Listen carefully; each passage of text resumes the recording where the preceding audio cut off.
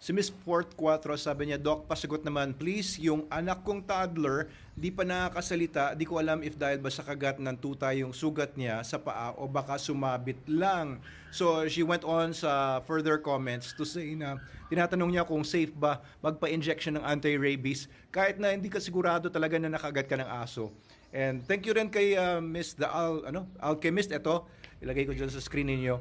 Sumasagot naman siya no, para bigyan ng idea itong si Miss Fourth Quatro. So thank you rin po sa mga nagko-comment sa baba. No? Hindi ko kasi laging na sasagot ng maayos or on time or hindi ko na sasagot at all yung dami ng comments na mga nagko-comment dito sa ating page and channels.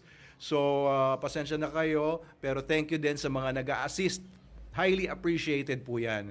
Ayan. So sabi po ni Miss The Alchemist ay it's better safe than sorry. Tama po 'yon.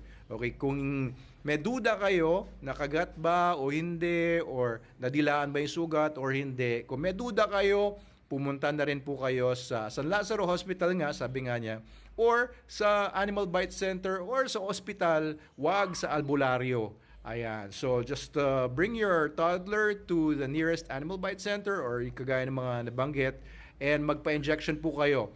Ang iba kasi ay magpa-injection dahil naisip nila baka may mga side effects, lalo na kung wala naman talagang kagat. No, wala pong ganon.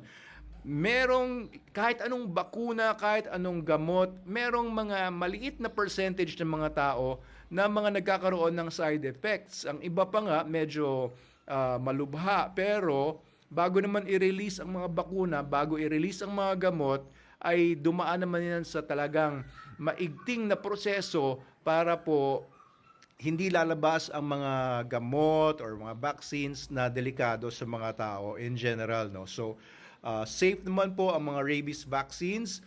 So, have your kid, pati kayo na rin po, no, kung kayo nakikinig, na hindi nyo alam kung nakagat ba kayo na kalmot, magpa-injection na kayo.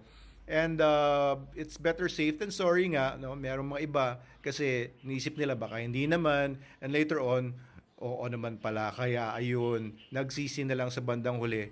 So, wag tayo sa ganon, sa huli ng pagsisisi. Agapan nyo na po kung